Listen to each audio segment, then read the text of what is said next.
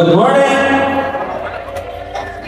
Ngayon po dito po ngayon kasi magpaputo po ako sa isa po ako na tulungan sa products natin.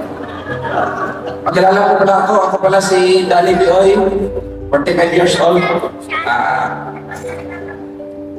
Dati cellphone technician na nagkaroon, last year po nagkaroon po ako ng intracranial mass. May namumong dugo sa utak ko.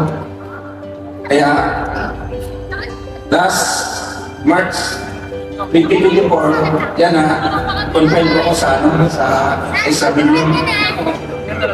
Yan po ang resident doctor. Bali, ang unang nangyari noon, sumakit ang ulo ko tapos hindi na magalaw yung katawan ko. Buhay yung isip ko pero yung katawan ko hindi na tagang-kagalaw.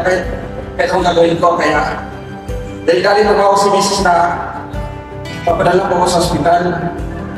Nung pinadala ko sa Paklang Medical Center sa may Batasan, inayaw ko ako kasi sabi ng nag-check sa akin na malala yung sakit ko. Kaya pinasa ako sa Isabinyo.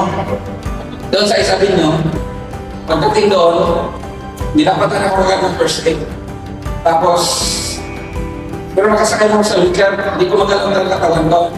Tapos, sinala ko ako sa siniskan kagad.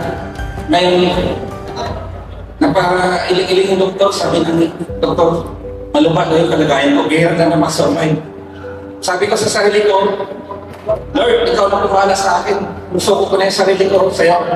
Kasang ko, Lord, na huwag sana, marami pa po akong pangarap. Yun, dininicture ng Lord ng panalangin ko. Sawa na yun, buhay pa ako. Ang isang nakatulong sa akin,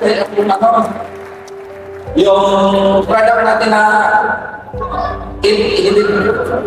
ilimitin one at saka herbs, yung dalawang product yung nagsabay ko.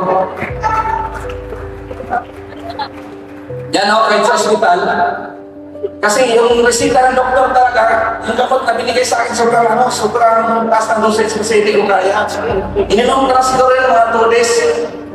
2 days lang, pero nung isang beses nagpaalam sa akin si Mrs. na uwi mo na siya sa yung products ko doon na in-herbs at saka yung ilipid-in-one. Kaya yung resita ng doktor, ininom ko rin sa treatment dapat yun, ginawa ko isang beses na lang.